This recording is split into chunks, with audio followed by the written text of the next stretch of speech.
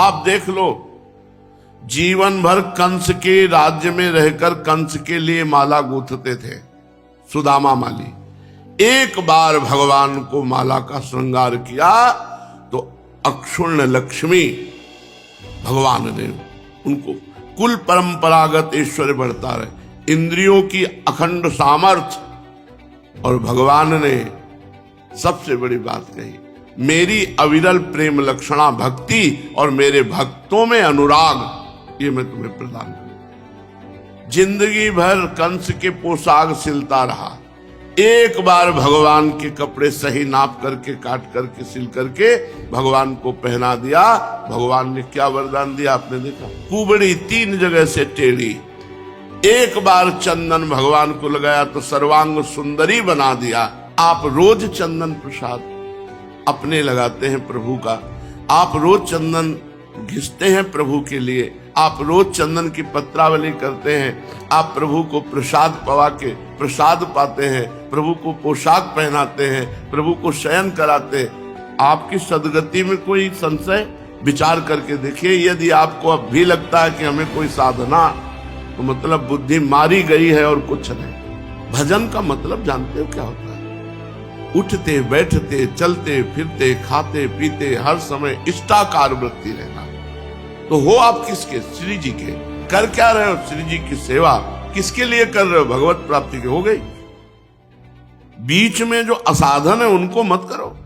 जब भजन की प्रीति है तो बात कैसे तुम्हें सुहाती है? तुम्हें भरपेट भोजन कैसे अच्छा लगता है? तुम्हें चक्क नींद कैसे आती है?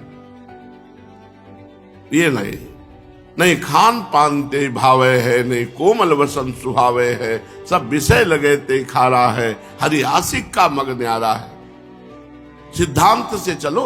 ठाड़े बैठे परे उताना, कबीर कहां हम रहे ठिकाना। खड़े हैं या बैठे हैं, हमारे समय भजन में। अब हमारा क्या भजन है? बिक चुके भाई, हम बिके हुए हैं। अब हमारा भजन क्या है? अब भजन करें श्री जी, समझ रहे? क्या भजन? हम उनके हैं। इस बात बिसरियो ना, बिसारियो। अब आप भजन करो, बिसारना नहीं हमें। हम भी कोशिश कर रहे हैं आपके बल से कि आपको ना भूले, लेकिन हम भूल सकते हैं क्योंकि आपके माया रचित है और आप माया को प्रकट करने वाले हैं। आप मत भूलना। अब ये रोना धोना इस बात का हमारा कल्याण करते सब ये नहीं। तो बस ये है कि मेरी लाडली है, बस कहाँ वह हम तुच्छा परम अधमा प्राण हो गर कर्मा। कहा मुझे ऐसा संबंध मिला कि महारानी जो हमारी, बस इस आनंद से निर्खत नित्य विहार, पुलकित तन रोमावली, आनंद नयन सुधार। ये आनंद अश्रु कोई इसके थोड़ी कि बचा लो मुझे नरक से। हम चलेंगे तो तुमको भी घसीट के लिए चलेंगे, पक्का समझो। यत्र यत्र मम जन्म कर्म भीर, नारके परमे पदे थवा तो राधिका रत्न निकुंज मंडली, तत्र तत्र हृदय में विराजता। अब हृदय आपका घर है, जा ले चलो। अरे बड़ी मस्ती का मार्ग है, हम आपके आप हमारे। बस अब होड़ लग गई हमारी और आपकी होड़ है। आप भी ना विसारना, हम भी विसारेंगे नहीं, कोशिश करेंगे। हम कोशिश करेंगे, लेकिन आपको कोशिश तो करना नहीं। सर्वज्ञ त्रिकालज्ञ। बिल्कुल निर्भय रहो यार। अगर तुम निर्भय नहीं हो, भयभीत हो, तो उसका कारण है गलत आचरण, बकाया बात, और पक्की मान लो। हम एक दिन पूछा था कि भजन के सिवा होता क्या है, तो सच्ची बात है कोई मजाक से नहीं पूछ रहे थे कि मतलब किसका चिंतन होता है और होता क्या है। अब जब हमारे आपके सिवा कोई है नहीं तो हम किसका चिंतन करें? उठते बैठते आप ही का चिंतन है। किसी का भी चिंतन होता है तो आपका चिंतन होता है, क्योंकि आपके संबंध से चिंतन होता है किसी का। पर्सनल संबंध क्या रह गया है? अब क्या रह गया है? क्योंकि एक ही परमात्मा सर्वत्र व्याप्त दिखाई दे रहा है, उसके सिवा कोई नहीं। हम उसी से लड़ते हैं, उसी से प्यार करते हैं। जो भी हमारी चेष्टा होती केवल उसी से होती। वो देखने को लगता है कि ये शिष्य है, ये अमुक है, ये अमुक है। नहीं, हम अपने प्रभु से ही प्यार करते हैं, अपने प्रभु से ही लड़ते हैं, अपने प्रभु को ही देखते हैं, अपने प्रभु को ही चरणों में अपना समर्पण है। क्या अब चिंता करनी? तो ये जो सेवा प्राप्त हुई है, ये बहुत दुर्लभ वस्तु है। सिद्धांत से चलोगे तो माया कभी घसीट नहीं सकती, और सिद्धांत छोड़ दोगे तो कभी परमार्थ में टिक नहीं सकते। एक लिख लो, शब्द लिख लो, सिद्धांत से चलोगे तो माया कभी घसीट नहीं सकती, और सिद्धांत का त्याग कर दोगे तो परमार्थ में कभी टिक नहीं सकते। एक हजारों बार का अनुभव है। इसलिए उपासक जिसको भगवत सेवा मिली है उसे ये ना समझो कि ये भजन नहीं है। भज धातु सेवायाम, सही माने में भजन का अर्थ है सेवा। नहीं, हनुमान जी 2 बार थोड़ी भजन की बात कहते, कह रहे हैं का हनुमंति विपत्ति प्रभु सोई, जब तो सुमिरन भजन न हो। सुमिरन नाम जप आदि को लेके, और भजन सेवा को लेके। वही विपत्ति है जब सेवा और सुमिरन छूट जाए। सेवा और सुमिरन, अच्छा हम किनकी सेवा कर रहे हैं इतना ज्ञान नहीं है कि अपनों को? श्री जी की सेवा कर रहे हैं, बस उन्मत्त है हम दासत्व से युक्त है। ये ठसक कैसे? हम प्रभु के दास हैं, इससे बढ़ करके। अरे 7 गांठ कौपीन में इंद्र बापुरो कौन? बोले लंगोटी कैसी? बोले 7 जगह से गांठ लगी हुई फटी है। और बोले स्थिति क्या है? बोले बेचारा इंद्र उनके सामने क्या है? ये है फकीरी। न पारमेष्ठ्यम न महेंद्र धिष्ण्यम न सार्वभौमम न रसाधिपत्यम न योग सिद्धि अपनर्भवम वा।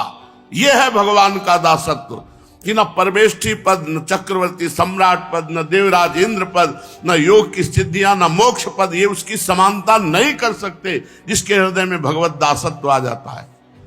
तो उपासक को यह समझना चाहिए कि जो हमें प्रिया प्रीतम की सेवा मिली है, ये सिद्धि है, साधना नहीं। सर्वेषु साधन वरेषु चिरम निराशा, ये सिद्धि है।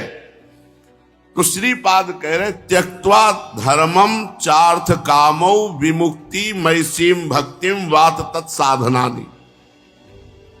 धर्म अर्थ काम मोक्ष, ईश्वर की भक्ति और उसके सब साधन हम दूर से त्यागते हैं। क्या करते?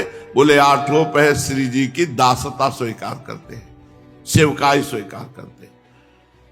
कई बार आपको बताया है कि साधन से भ्रष्ट होने वाले को फिर जन्म होगा, फिर साधना होगी, फिर चूक हो गई तो फिर जन्म होगा, फिर साधना होगी। जैसे साधन में चल रहे थे श्री भरत जी महाराज, चूक हुई, हिरण बने, फिर साधन हुआ, फिर ब्रह्मबोध हुए। लेकिन आपको हम बता रहे हैं सेवा में जो रहता है उससे अपराध बन जाए, चूक हो जाए या गलती ही गलती होती रहे तो भी उसका अगला जन्म नहीं होगा। जगन्नाथ जी की श्री अंग सेवा में रहते थे। पूज्य श्री मथुरा दास जी महाराज की श्री मुख से सुनी हुई। वो कुसंग वसात वैश्या संग कर बैठे। अब वैश्या में इतनी आसक्ति हो गई, ऐश्वर्य था ही, उसको अपने पास रख लिया। अब श्री जगन्नाथ जी के पार्षदों ने संगोष्ठी की और उनको बुलाया और कहा, भाई या आप जगन्नाथ जी की सेवा छोड़े या वैश्या। तो उनका चित्त इतना आसक्त हो चुका था वैश्या के रूप, सौंदर्य, हाव भाव ऐसे, तो उन्होंने कहा जगन्नाथ जी को छोड़ दे। बड़ा आश्चर्य हुआ कि भगवान को छोड़ दिया। तो उनको जो उनका धन संपत्ति थी हटा दिया गया उनको। वो एक बात, खास बात, वो जगन्नाथ जी की पादुका साथ लेके गए थे। रोज सुबह उठकर पादुका माथे पे रख लेते। फिर बड़ा रोग हुआ क्योंकि अपराध बन गया, शरीर पूरा हो गया कुछ समय के बाद। तो जगन्नाथ जी ने स्वप्न में अपने प्रधान पार्षद को कहा, जैसे हमारे अंग सेवियों का अंतिम संस्कार होता वैसा उसका करो। तो उनका प्रभु स्वप्न में कहा कि प्रभु वो स्वप्न क्या, साक्षात जैसा ही होता है। तो बोले प्रभु उसने तो आपका त्याग कर दिया था, वैश्या को स्वीकार किया था, प्रभु आपके पार्षदों जैसा संस्कार कैसे हो सकता है। तो ध्यान देने की बात, भगवान ने कहा उनसे भूल हो सकती है, वो हमें छोड़ सकते हैं, लेकिन हम उनको नहीं छोड़ा, हम उन्हें नहीं छोड़ा। उनकी वही गति होगी जो हमारे अंग सेवी पार्षदों की होती है। अस स्वभाव कहूं सुने न देखे, ऐसा स्वभाव कहीं सुना देखा नहीं गया कि अपने स्वामी का त्याग कर दिया पर स्वामी ने उनका त्याग नहीं किया। ऐसा केवल हमारे प्रभु का स्वभाव। श्रीनाथ जी महाराज की अधिकारी पद पर श्री कृष्णदास जी अधिकारी थे। किसी कारण से मनमुटाव हो गया वल्लभाचार्य जी के बड़े पुत्र श्री विट्ठलनाथ गोस्वामी से। तो एक दिन सेवा में पूज्यपाद श्री गोस्वामी विट्ठलनाथ जी महाराज पर्दा हटाए तो ठाकुर जी गरम गरम जलेबी पा रहे थे। यह भी श्री पूज्य मथुरादास जी के मुख से सुनी हुई बात। तो श्री विट्ठलनाथ गोस्वामी जी ने कहा, जय जय, बाजार की वस्तु का तो भोग नहीं लगता श्रीनाथ जी से, और अभी हमने भोग पधराया नहीं, आप ये भोग कहां से पा रहे हैं? तो उन्होंने कहा कि वो अधिकारी जी, कृष्णदास अधिकारी जी आगरे में हैं, उन्होंने एक दुकान में गरम गरम जलेबी बनते देखा तो उनके भाव आ गया कि श्रीनाथ जी को पावे, तो वहीं से भोग लगा रहे तो हम पा रहे हैं। तो उनका उनका तो त्याग कर दिया है। तो बोले, आप आचार्य हो, आप त्याग कर सकते हो, लेकिन मैं त्याग नहीं कर सकता। समझे? श्रीनाथ जी ने कहा, आप गुरु हो, आचार्य हो, आप त्याग करने में समर्थ हो, लेकिन मैं त्याग नहीं कर सकता। एक बार जिसको मैं स्वीकार करता हूं, वो कितना भी बड़ा अपराधी हो, मैं उसे त्याग नहीं करता। ये हमारे भगवान का स्वभाव है। सेवा, सेवा से बढ़कर के, मतलब कागभूषुंडी जी का निज अनुभव, उन्होंने कहा, सेवक सेव्य भाव बिन भवन तरी उर्गाल।